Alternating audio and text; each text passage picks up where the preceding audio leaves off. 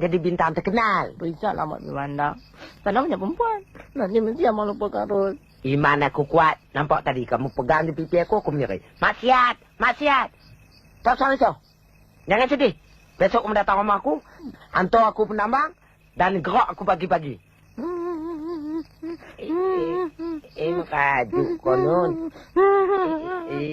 Sekali ku tampuk orang, aneh kan?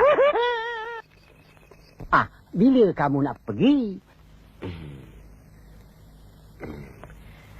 Esok pagi sesudah subuh. Naik apa? Kereta api sub. Tengok tu. Belum apa-apa dia dah nak berlakon.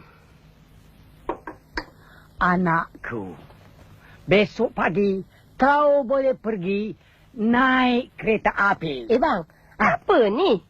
Anak kau tu, dia ajar aku berlakon. Aku ikut-ikut aja.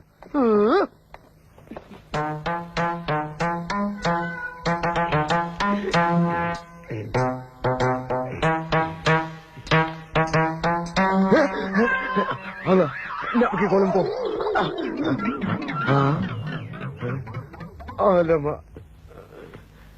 Apalah kamu ni?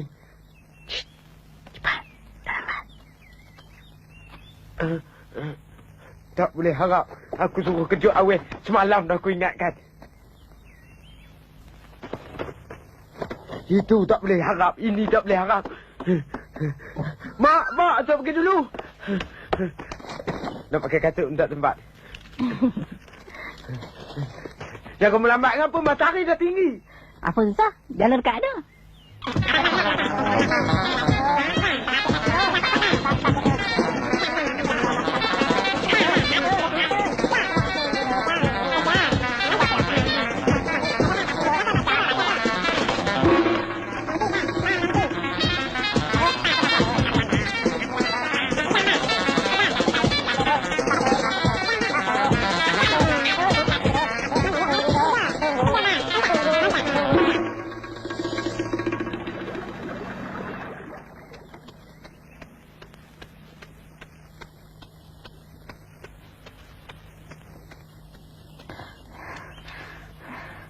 Bang, nanti bang. Masuk. Bang.